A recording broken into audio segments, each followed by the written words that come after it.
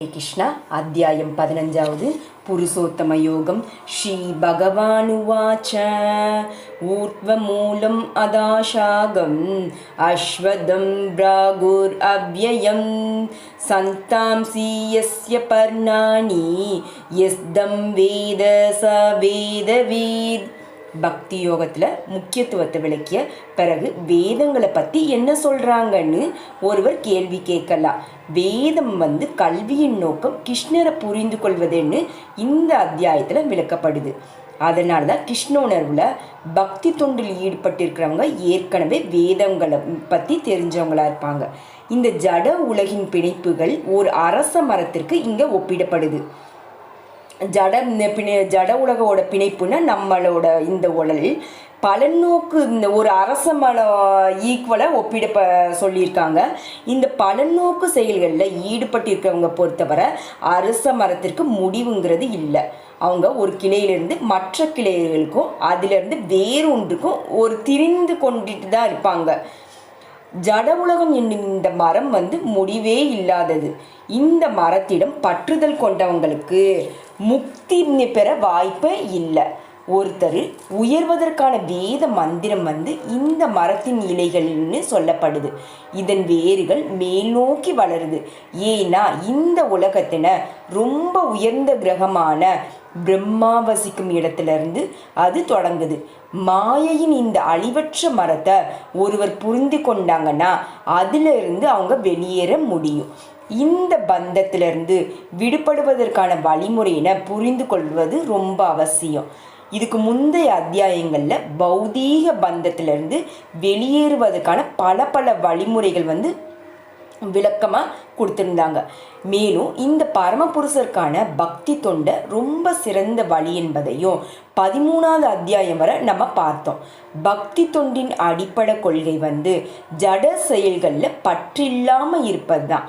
இறைவனுடைய இந்த தெய்வீக தொண்டில் பற்றுதல் கொள்வது தான் இந்த ஜட உலகின் மீதான பற்றுதல் முறிக்கும் வழிமுறை இந்த அத்தியாயத்தில் ஆரம்பத்தில் விவாதிக்கப்படுது. ஜடவாழ்வின் வேரானது மேல் நோக்கி வளருது. இந்த வேர் மொத்த ஜட வஸ்துக்கள்லேருந்து, அதாவது இந்த பிரபஞ்சத்தின் ரொம்ப உயர்ந்த கிரகத்திலிருந்து தொடங்குதுன்னு பொருள். அங்கேருந்து பிரபஞ்சம் முழுவதுமே விரிவடையுது. விரிவடையும் கிளைகள் பல்வேறு செயல்களாக அறம், பொருள், இன்பம், வீடு இது எல்லாமே குறிக்குது. அடுத்ததா கிளைகள் கிளைகளுக்கு கீழே வேறு மேலுமாக இருக்கும் மரத்தினுடைய அனுபவம் நமக்கு இந்த உலகில் இல்லை. இருந்தாலும் அதே போல் ஒன்று தான் இருக்குது. அதே போல் மரத்தினை நீர்த்தேக்கத்தின் அருகில் பார்க்க முடியும். கரையில் இருக்கும் மரம் தங்களது கிளைகள் கீழேயும் வேர்கள் மேலேயுமாக நீரில் பிரதிபலிப்பதை நம்மளால் பார்க்க முடியும். வேறு விதமாக சொல்லணும்னா இந்த ஜட உலகம் என்னும் இந்த மரம் ஆன்மீக உலகம் என்னும் உண்மையான மரத்தினோட பிரதிபலிப்பு தான். மரத்தின் பிம்பம் நீரில் அமைந்திருக்கிறது போலவே ஆன்மீக உலகின் பிம்பம் ஆசையில் அமைஞ்சிருக்கு. பிம்பமான இந்த ஜட ஒளியின் மீது விஷயங்கள் அமைந்திருப்பதற்கான காரணம் ஆசையே தான்.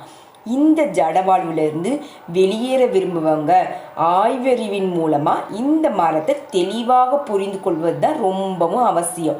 அதன் பிறகு இந்த மரத்துடனான உறவை அவங்களால துண்டிக்க முடியும். உண்மை மரத்தின் பிம்பமான இந்த மரம் துல்லியமான நகல்தான். ஆன்மீக உலகில் எல்லாம் இருக்குது. அருவவாதிகள் இந்த ஜடமரத்தின் மூல வேராக பிரம்மனை எடுத்துக்கொள்கிறாங்க. சாங்கிய தத்துவத்தின்படி இந்த வேரிலிருந்து, அதாவது பிரகிருதி, புருஷர், 3 குணங்கள், பிறகு பஞ்ச மகாபூதங்களும், அதன் பிறகு 10 புலன்களும், மனம் என ஒவ்வொன்றா வருது. இது மொத்த ஜட உலகளையும் அவர்கள் 24 மூலக்கூறுகளாக பிரிக்கிறாங்க. எல்லா தோற்றங்களையும் பிரம்மனை மையமாக எடுத்துக்கொண்டாங்கன்னா இந்த ஜட உலகம் அந்த மையத்தின் 180 கோணங்கள் கொண்ட தோற்றம்தான். மீதம் உள்ள 180 கோணம் ஆன்மீக உலகம்தான். ஜட உலகம் ஒரு திரிப்படைந்த பிம்பம் என்கிறதுனால இங்குள்ள வேறுபாடுகள் ஆன்மீக உலகிலும் இருக்கணும். ஆனால் அங்கு அது உண்மையானது. பிரகிருதி என்பது முழுமுதற் கடவுளின் வெளிப்புற சக்தி தான். புருஷ என்பது சாக்ஷாத் முழுமுதற் கடவுள் ஸ்ரீகிருஷ்ணர் தான். இந்த பகவத்கீதையில் விளக்கப்பட்டிருக்கு. இந்த தோற்றம் பௌதீகமானதுங்கிறதுனால அது தற்காலிகமானதும் கூட. பிம்பம் என்பது தற்காலிகமானது தான்.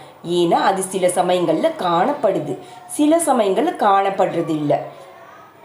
அதாவது பிம்பம் நம்ம நின்னோன்னா நிழல் தெரியும், வெயிலில் நின்னோன்னா. கொஞ்சம் தூரம் போயிட்டோம்னா, அதாவது நிழலில் நின்று நம்ம நிழலில் பார்த்தோன்னா நிழல் நம்மளுக்கு தெரியாது. அதே போல் எது அடிப்படையாக வச்சு இந்த பிம்பம் பிரதிபலிப்புக்குதோ அந்த மூலம்தான் நித்தியமானது. உண்மையான மரத்தின் பௌதீக பிம்பம் வெட்டப்படணும். வேதங்களில் தெரிஞ்சவங்கன்னு ஒருவரை குறிப்பிடும்போது அவங்க இந்த ஜட உலகின் பற்றுதலை எப்படி துண்டிப்பது என்பதை தெரிஞ்சிருக்கணும்னு எடுத்துக்கொள்ளப்படணும். அந்த வழிமுறையை ஒருவருக்கு தெரிஞ்சதுன்னா அந்த உண்மையில் வேதங்களில் தெரிஞ்சவங்க தான். வேதங்களின் சடங்குகளால் கவரப்படுபவங்க இந்த மரத்தின் அழகான பச்சை இலைகளை கவரப்படுறாங்க. உண்மையில் அவங்க வேதங்களின் குறிக்கோளை சரியாக தெரியல. முழுமுதற் கடவுளால் வெளிப்படுத்தப்பட்டுள்ளபடி வேதங்களின் நோக்கம் பிம்பம் போன்ற இந்த மரத்தை வெட்டி சாய்த்து ஆன்மீக உலகின் உண்மை மரத்தை அடைவது தான். ஹரே கிருஷ்ண கிருஷ்ண கிருஷ்ண ஹரே ஹரே, ஹரே ராம ராம ராம ஹரே ஹரே, ஹரே கிருஷ்ணா.